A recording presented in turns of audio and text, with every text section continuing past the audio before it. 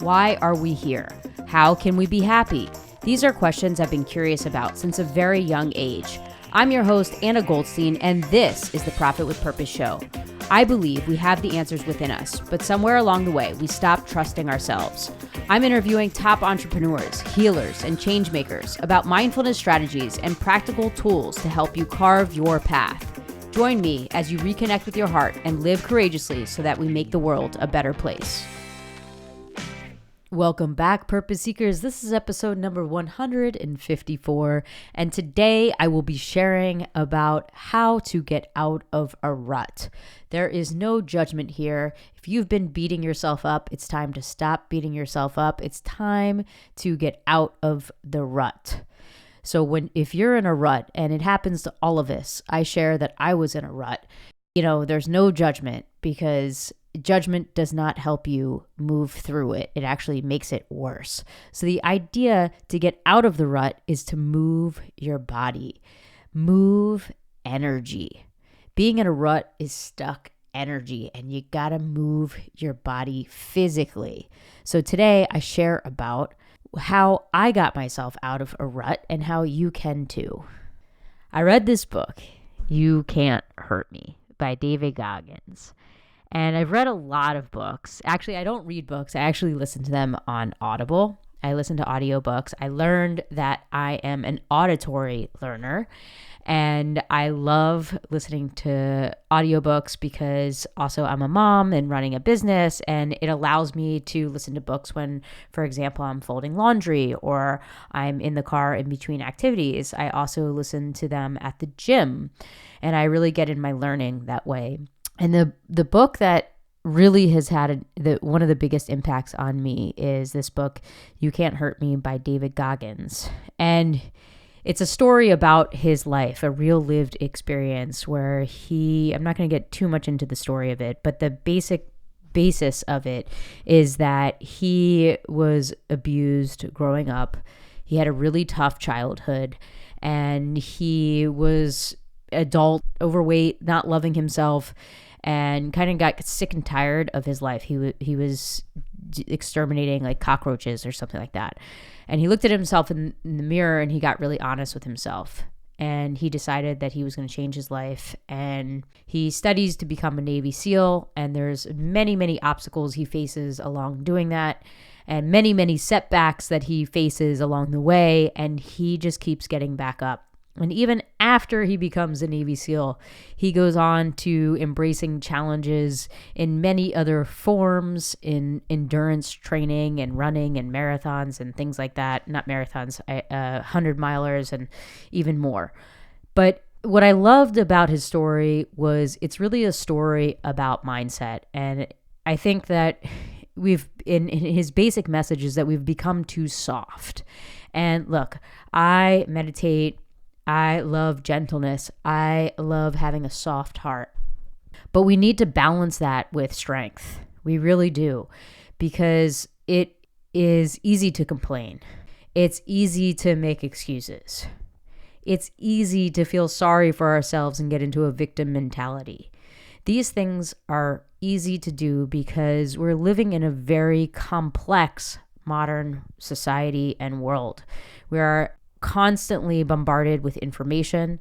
We are lacking wisdom, and we're lacking the ability to really push through our challenges. We kind of think that things should be easy, that we should get these instant gratifications. Now, maybe this isn't you, but I can tell you from my own experience that I push myself. I'm somebody who's always looking to grow. And with that being said, I still get into ruts. And I was in a rut, and I wasn't fully aware of it because oftentimes we think our excuses are real. And for me, this was especially true when my physical capabilities, let's say, right? I'm not talking about physique. I'm not talking about appearance. I'm not talking about the way that I look. I respect the way that I look. But it doesn't really necessarily have to do with vanity, as more as it is physical condition. And I want to be in good shape because I want to have energy. I want to have the energy to be able to serve, and I want to have the energy to be able to be a good mom and feel good. I just want to feel good. I want to wake up feeling good. And I was not waking up feeling good. even if there were good things in my life, I still wasn't waking up feeling good. And I was kind of boggled by this, but I would just kind of like let it go and just kind of settle in for it and just think maybe it's just how it is, right? Like I'm just a little bit tired. And I was working out several days a week, but I wasn't pushing myself. I was maintaining.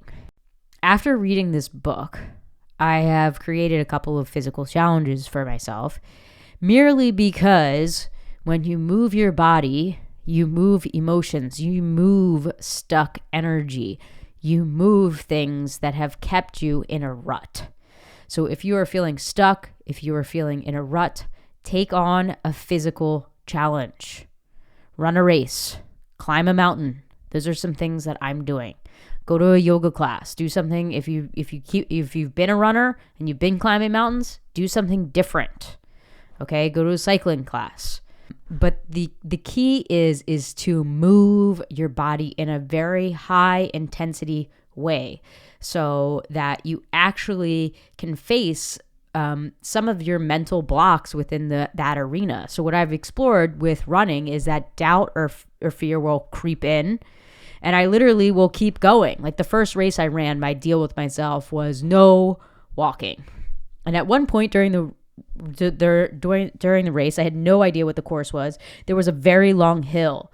And so this voice crept in that it was like, Anna, it's okay. You could walk a little bit. This soft voice, right? And instead, I noticed it and I kept going.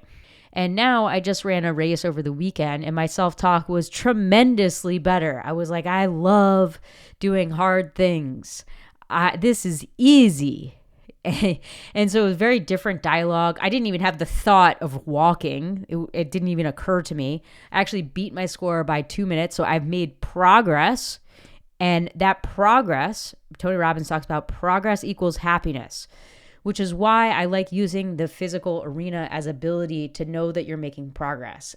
Because if you're not making progress in an area that's important to you, whether it be your career, relationships, even your physical fitness, to take on something that's bigger that you haven't taken on.